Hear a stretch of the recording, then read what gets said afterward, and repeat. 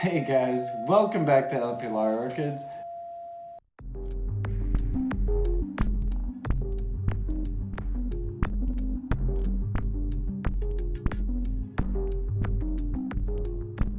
Thanks for checking in. The pictures that you saw were the pictures of some of the flowers that we have hybridized over the last couple of years here at El Pilar. We just wanted to chat a little bit tonight about some of our experiences with that, our introduction into the plant growing world and orchid trade.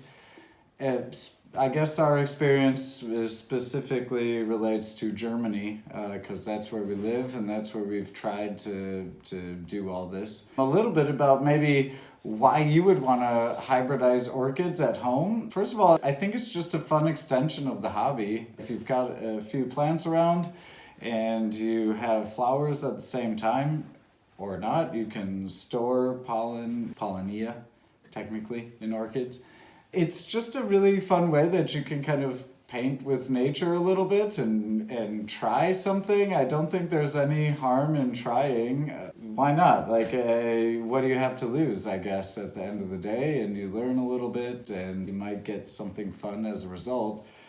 However, that's when, for us, we realized the real work started. We want to tell a story tonight about our experience with trying to get some seeds of orchids off to a lab to start growing. And we won't mention any names, and it doesn't matter, really. This is more just a learning experience and maybe a glimpse into the deeper orchid world for some people who may not have looked that deeply into it or ever asked where these plants come from. We started hybridizing a couple years ago just for fun to try it out and had some ideas, and we had a few Phalaenopsis in bloom. Watched a few YouTube videos and tried it out, and we had some success and had some seed pods going. And then we quickly realized that we would have to find somebody to grow the seeds for us because I didn't want to start, and the boss,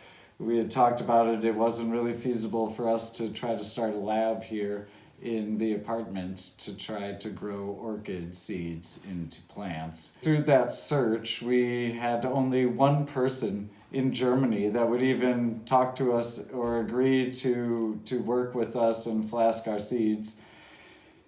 And that was quite an eye-opener. We couldn't really get anybody else to deal with us because we were either too small, I don't speak great German, even though I've lived here for a few years. I should speak better German.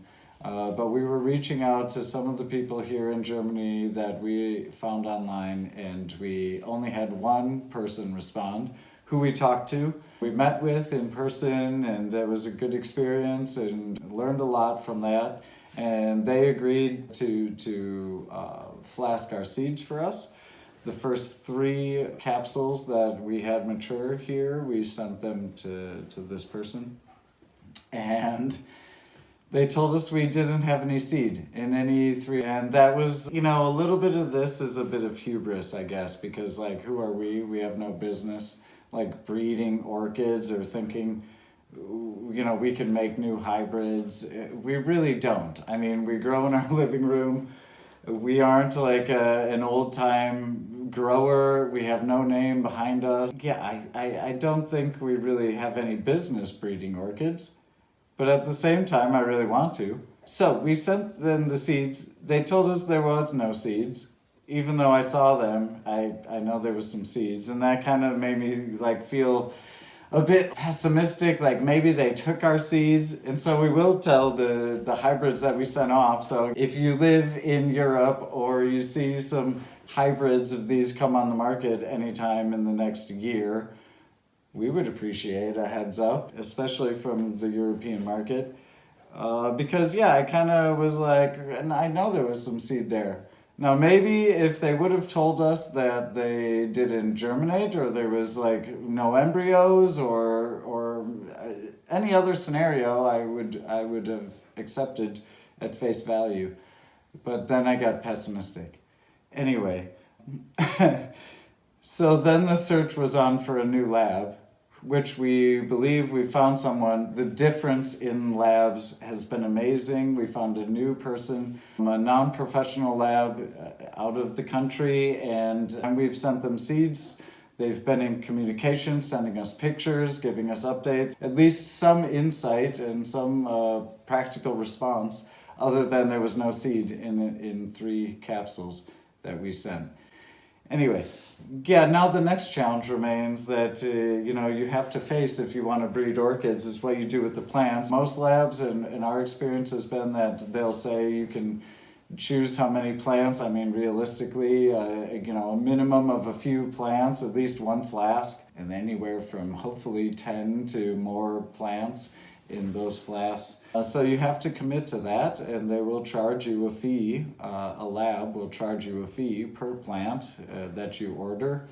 And I won't say the cost on camera of what we're paying now for ours, but they were actually cheaper than the original lab that we had tried to deal with, which is nice. Not that much cheaper, but hey, any savings is good at this point. That's the reality, and now the other challenge is that the plants have to be delivered in vitro, so in the flask, because the lab is out of the country. So to send it back, they can't be out of flask. That requires a lot more paperwork and stuff, even within the Schengen.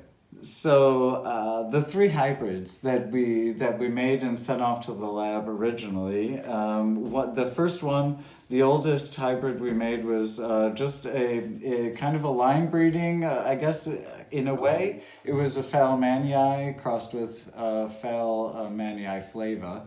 So it's kind of sad that we lost that one. So Manii x Manii flava. And then the next one was the Phalvosner the mosquito, Phalvosner mosquito, crossed with Jermaine Vincent. And then finally the Phalaenopsis little sister, the hybrid little sister, crossed with Phalmanii. And in trying to figure out what to do with all the plants that we're going to potentially, hopefully, get back from Flask, we have to do something with these plants. And so I was reaching out to see if there was any interest from some nurseries. And again, I won't say any names, but one of the larger nurseries here in Europe for orchids did express interest in the cross of the little sister crossed with Manii. So that was a really hopeful prospect that potentially right off the bat we could have one of our hybrids in one of the major orchid distributors.